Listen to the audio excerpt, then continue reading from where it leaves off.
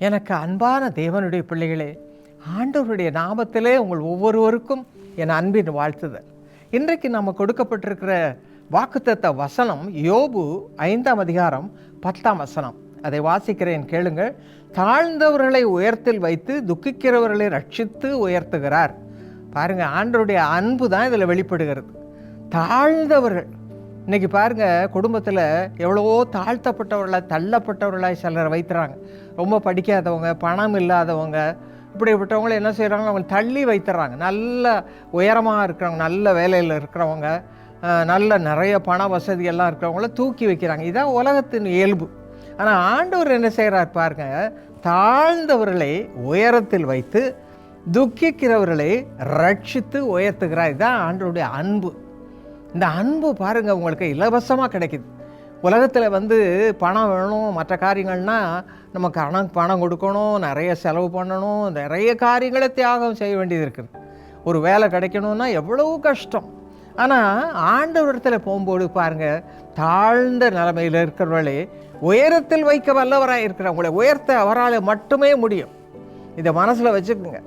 மனுஷர்கிட்ட போகாதீங்க. மனுஷர் உங்களை தள்ளப்பட்ட நிலைமை கொண்டு போக தான் பார்ப்பாங்க. ஆனால் கர்த்தரோ என்ன செய்வார், உயரத்தில் வைத்து துக்கிக்கிறவங்களை ரட்சித்து உயர்த்துகிறார். இந்த வசனத்தை யோபு புஸ்தகத்தில் பார்க்குறோம். எனக்கு அருமையானவர்களே, அதன்படி நீங்கள் இன்றைக்கு அந்த காரியத்தை மனதில் வைத்துக் கொள்ளுங்கள்.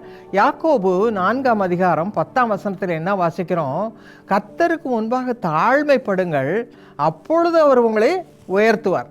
இந்த தாழ்மைன்றது ஆண்டவருக்கு பிரியமான குணம்.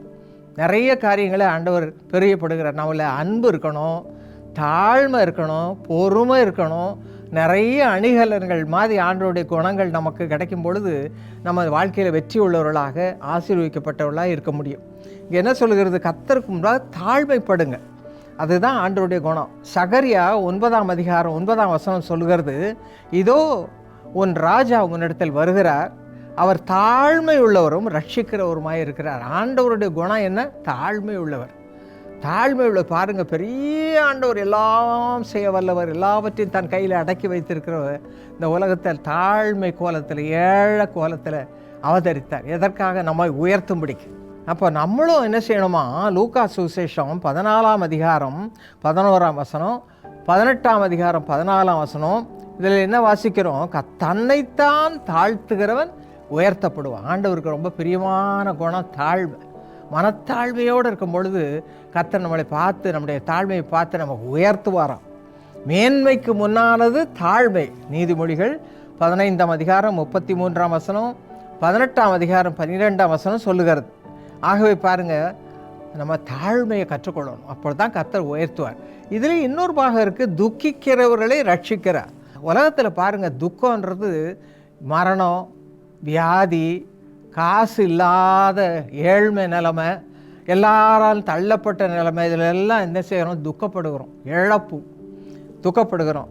ஆனால் வேதம் சொல்லுகிறது பாருங்கள், எப்படி ரட்சிக்கிறாராம் ஆண்டவர். யோவான் 16:20 என்ன வாசிக்கிறோம், உங்கள் துக்கம் சந்தோஷமாக மாறும். இது ஒரு வாக்கு தத்தம். உங்கள் துக்கத்தோடு இன்றைக்கி யாரெல்லாம் அழுதுட்டு இருக்கீங்க, யாரெல்லாம் கண்ணீரோடு இருக்கிறீங்க, இந்த வசனத்தை பிடித்துக்கொள்ளுங்க, கேளுங்க. ஆண்டவரே, நீர் தானே உங்களுடைய வசனத்தில் சொல்லி இருக்கிறீ, உங்கள் துக்கம் சந்தோஷமாக மாறும்னு. என்னுடைய துக்கத்தை மாற்றும். எங்களுடைய மகள் ஏஞ்சல் இறந்த பொழுது எவ்வளோ பெரிய துக்கம்.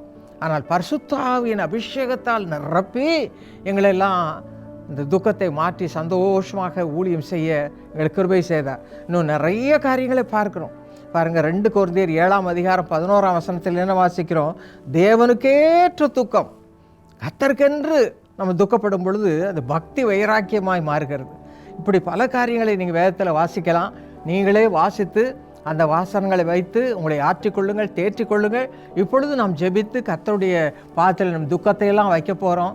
ஒன்றும் உங்களை சேதப்படுத்த மாட்டாது. இந்த வசனம் எனக்கு ரொம்ப பிரியம். ஒரு கவலை, ஒரு துக்கம் உங்களை விட்டு உங்களை வேதனைப்படுத்தாது. இன்றோடு துக்கம்லாம் மறையுது. அந்த விசுவாசத்தோடு ஜெபம் செய்வோமா? எங்கள் அருமை தகப்பனே, உடைய பிள்ளைகளுக்காக கண்ணீரோடு ஜெபிக்கிறேன்.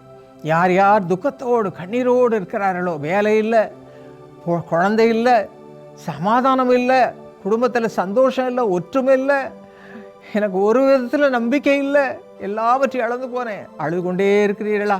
இப்பொழுது வாருங்கள், கர்த்தரிடத்தில் உங்கள் காரியங்களை எல்லாம் சொல்லுங்க பிரியமானவர்களே. ஆண்டவரே, அப்படி யார் யார் இருக்கிறார்களோ அவர்கள் எல்லாரையும் நீர் அறிந்திருக்கிறீரப்பா.